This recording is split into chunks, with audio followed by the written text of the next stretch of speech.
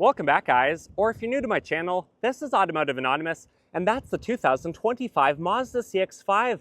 But more specifically, this is a preferred trim level in a color that Mazda likes to call rhodium, white metallic, which let me tell you, in person, it actually really pops. That white color with all the metallic flake looks really good, especially in today's weather. And although this is Mazda's best-selling CUV, at least in North America, and it's a top safety pick, there's a lot that it has going for it, but it's not perfect. So today we need to get into the good, the bad, and the ugly of the 2025 CX-5 to help you guys at home decide if this might be worth your time and money, so you can expect to see it walk around. All the specs, initial driving impressions, 0 to 60 on GPS, and then my final thoughts, and huge thanks to the Goody Motor Group, specifically Goody Motor Mazda, for letting me borrow this CX-5 for the day. I'm going to link them below if you're interested. They ship all over the country and they sell below MSRP. And with that said, let's dive right into this review. And if you like Mazda, the CX-5, or my video, please consider liking my video. That small act of kindness, it really goes a long way. It helps me know you want to see more stuff like this, and it will help you by having YouTube choose to show you more stuff like this. Thank you so much. But if you're new to Mazda CX-5, you really need to know that these came out actually not that long ago. The first generation started in 2013, and it spanned only until 2017, which is actually the same year that these second generations first came into production. Of course, this has had quite a few upgrades over the last 9 model years, but technically this one in front of you is still part of the second generation. I'd imagine the third generation will probably come out for 2026, but I guess we'll have to see what Mazda does. It still actually feels very competitive with the competition, especially the other automakers in Japan like Toyota, Nissan, and Subaru. But in North America, where we are today, this one's really popular. These sell pretty consistently, around 150,000 units every single year. This one specifically was assembled in Japan, but because it's a global vehicle, it's sold all over the world. There's literally millions of these. In fact, there's about 4 million of these globally, and over 1 million in the United States. And there's a reason why this is Mazda's best-selling vehicle. They're compact, they're sporty, they feel good, they're a top safety pick. Plus, in fact, this one specifically, for being a lower trim level, being the preferred, which is only the 3rd highest trim level out of about 8, it actually has a lot of features like rear cross traffic alert, lane keep assist, blind spot monitoring, really bright LED headlights, and quite a few other creature comforts, in addition to having white leather seats, a power moonroof, and power liftgate. And all of that can be yours for roughly $33,000. And if you want the cheapest, the S model from the Mazda CX-5, those are only going to cost you around $29,000. And if you want the most loaded version, like a turbo with ventilated cooled seats and a bunch of other safety features and a bunch of other creature comforts like the heated steering wheel and heated back seats, that only is going to cost you about $40,000. So while these are really good in most cases, they do a lot of things really well, they're actually pretty affordable. This one specifically being a little bit over $30,000, I really can't complain too much about that. These are also very conveniently sized. As you'll see on the highway driving impressions, it still does a good job holding its own. But around town, in an average parking space, look at how much extra room there is around the CX-5. That's because this is only about 15 feet long. The wheelbase is about 8.8 feet, so that's long enough to be stable on the road, but it doesn't have very good approach and departure angles. So even though this has a good all-wheel drive system, and I have videos of this in the winter driving, and it actually did a really good job, probably don't take it on any serious off-roading.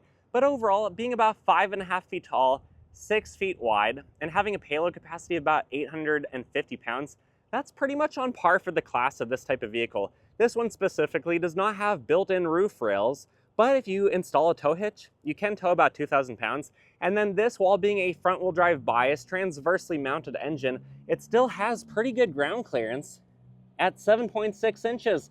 A final drive ratio that's larger than a 4, so it puts the power down really well, but kind of at the compromise of not great MPG, as you'll see soon enough as well. And then this can do a full circle in 36 feet.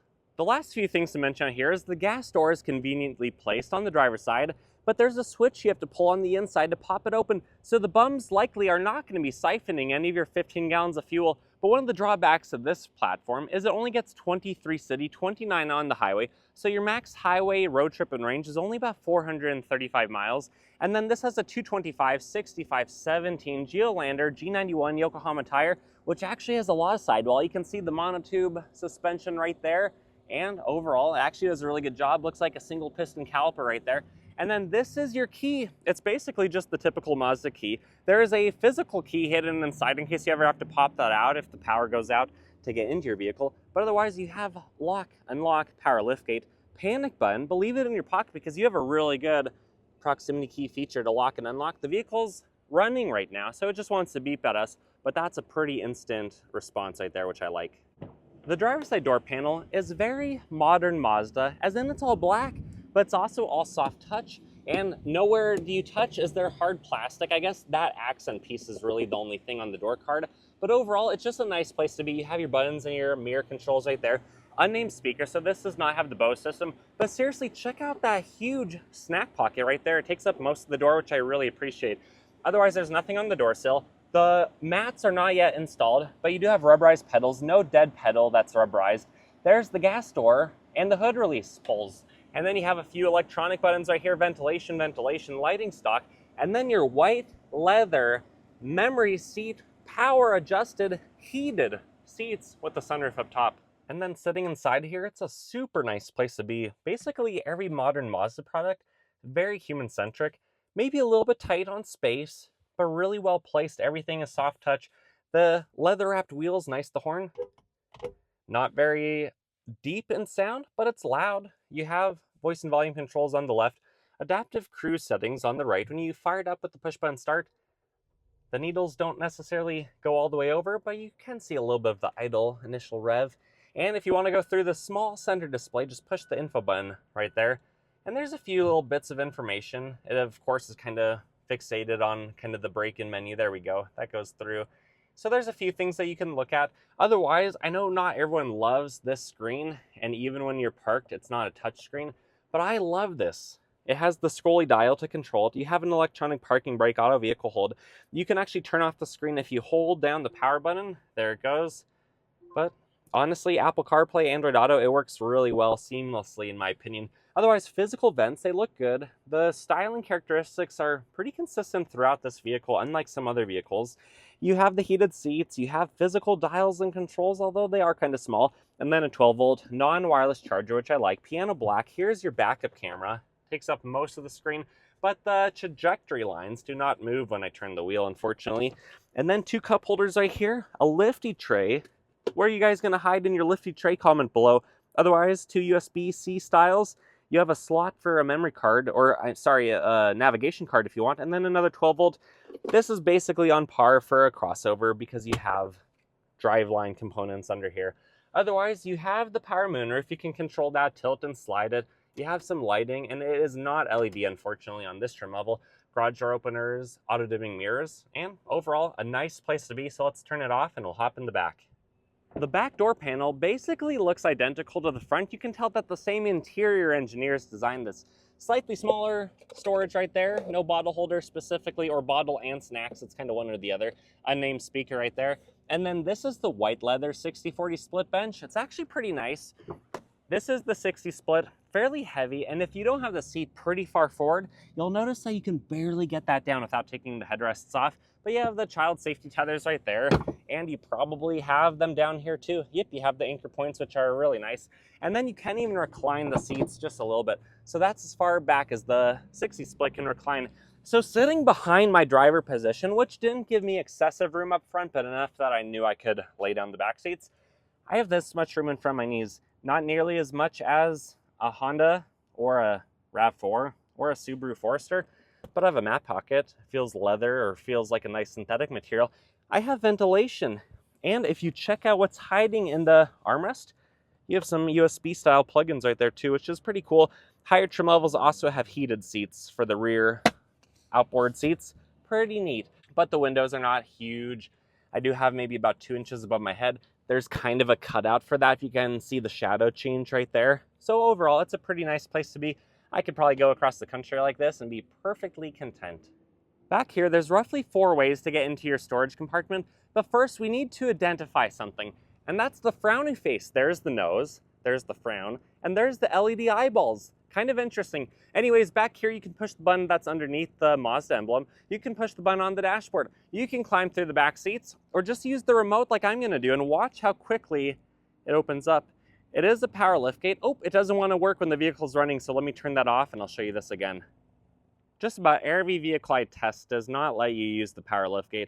while the vehicle's running. So it must be a safety feature, although within the infotainment screen, you can adjust so many things. Just check out the door locks configuration, for instance. So you might be able to get that figured out and changed around. But back here, you have about 29 cubic feet of room, and you actually have power shocks on both sides, if you guys can see the wiring going to them. And then you have a couple handles to drop a couple different seats. It doesn't lay perfectly flat. It might be kind of hard to car camp in here, but I don't think a lot of Mazda owners probably do that with their vehicles. And then down here you have a temporary spare tire. It's not a matching rim, but you do have some storage cubbies around it and all of your tools if you pull even further back, which is pretty cool, and I really appreciate that Mazda does that. But with that said, let's drop the hatch and we'll move on to the passenger side. But if you're fortunate enough to ride shotgun in the Mazda, you'll notice again a big door panel with a big door pocket. You're just missing a few of the power controls, nothing on the door sill again, and you even have a few power controls for the passenger side, just not as many as the driver. Thankfully, it is still heated right there, but there's no storage on the transmission tunnel or above the glove box. You'll also notice it's not locking, and I don't see any plugins in here, but it's actually really deep and bigger than average for this class of vehicle. With that said, let's come around to the front. I'm going to pop the hood and it'll show you what the 2.5 liter Skyactiv engine looks like. Under the hood is a very popular, reliable, and mainstream engine from Mazda. It's a 2.5 liter Skyactiv inline 4-cylinder engine. It makes about 187 peak horsepower at 6,000 RPM and about 186 pound-feet of torque at 4,000 RPM. So you really do have to rev it out to get the power numbers, but it sounds good and it seems to be a very stout, very nice little engine. But it is transversely mounted. So the all-wheel drive system, while putting a lot of power to the rear, it is slightly front-wheel drive biased, just like most crossovers. But under the hood, you have all of your reservoirs. You have your battery over here, fuse box, air intake, tiny little tubing to get to your throttle body, your intake side. That's the exhaust manifold side under the heat shield. And if you have a turbocharged 2.5, it basically is a very similar engine with the turbo back there. Otherwise, you have just enough room to work on it. Alternator right there, serpentine belt on the passenger side, and an engine mount to hold it on. So it might be kind of tight under here for some maintenance items, while some other items are pretty easy to get to. So with that said, let's drop the hood, take it for a drive. Initial driving impressions of the CX-5 is, honestly, it feels really familiar. Not only because I used to own a Mazda, but because I've driven a lot of these. And do they ever age? Do they ever get old? No, not really, especially when the second generation has been around for so long. But first of all, let's talk about how it feels riding inside of the CX-5. It's really nice, even the leather wrapped wheel. It's not heated in this preferred trim level, but it just feels really good. It feels really solid. There's of course not much feeling through it because it's not a hydraulic system, but it's sharp. You can really feel stuff in the road. It doesn't feel like there is an excessive amount of body roll on this CX-5. Visibility, it's okay. It kind of goes with that sporty theme of it looks really good from the outside, but these windows are not super high, and other crossovers have more visibility, but it's not very long, so you can see right down the center display. The side mirrors, while looking sporty from the exterior, they're also huge, so you have great visibility. Let's slow down. Let's take a corner here, maybe a little bit of speed. I'm in sport mode right now. It's basically just downshifted a gear. Yeah, it still handles like a crossover ultimately, even though it feels sporty until you push it to its limits. But holy cow, does that Skyactiv 2.5 liter sound good. Usually 4 cylinders don't sound good, but Mazda has really done a good job with their sound engineers and whoever else have designed it. I don't know if any noise is being piped in through here like it is on the Miata I used to have, so comment that below if you guys know for sure. There might be a sound tube under the hood, but this just is a really nice driving vehicle. There's gonna be a little bit of a bump up ahead. Sometimes sportier suspensions don't feel as forgiving, so we're gonna see how that feels. But overall, you know, I do wish the back seats were a little bit bigger, but what do you expect when you're buying a more performance-focused vehicle? And if you want a really high-performing level, get one of the turbo models.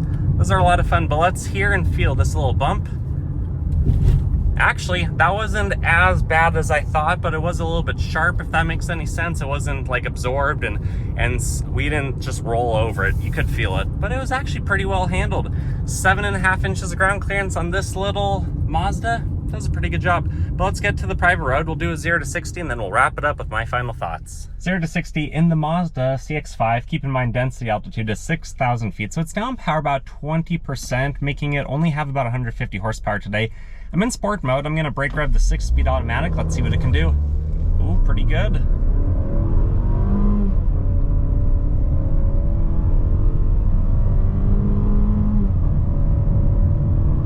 Yeah, second and third gear, it gets a little bit long-winded, especially at this altitude. But first gear pulled pretty good. It actually sounded really good, and that did a 0 to 60 in 10.07 seconds, or a high 9 without rollout. Let's get to my final thoughts. My final thoughts of the 2025 Mazda CX-5, or specifically this preferred trim level, is I think it's really good value. This white color really pops. The LED headlights on Mazdas are super bright. They were enormously bright, the amount of light output they put out on my Miata. And being a top safety pick, plus having a lot of creature comforts and safety features and driving better than most other crossovers, this is seriously a slam dunk by Mazda. I'm not really surprised why they never changed these. The first gen was short-lived, the second generation is going crazy long, 9 years now for model years if you count them. That is pretty impressive. But it doesn't feel like a 9-year-old platform. It doesn't feel like an old vehicle at all. And it doesn't really surprise me because a lot of crossovers, a lot of manufacturers kind of refine what they have. At least they do if they're smart and if it was a good design to begin with. And the Mazda CX-5 is no exception to that. I always recommend you test drive the competition. So check out all the other vehicles you think you might be interested in, and even a couple that you aren't, so that future you is happy with the decision that current you made. But this is a really good option, and I love driving these every single year. I'll do a few more reviews of the CX-5s in the months to come, and I'll also have a driving impressions video, kind of impromptu, but it does share a little bit more of the characteristics and impressions that I initially feel while being behind the wheel of one of these. And if you guys got anything out of this video, please consider liking, comment your thoughts and opinions below, subscribe if you haven't already, and if you want this one or one like it, check out the Goody Motor Group. They're awesome, they're good people to work with, and they'll ship it wherever you live, they'll ship it to you. So with that said, I wish you guys the best. Hope to see you again on the next one. Take care.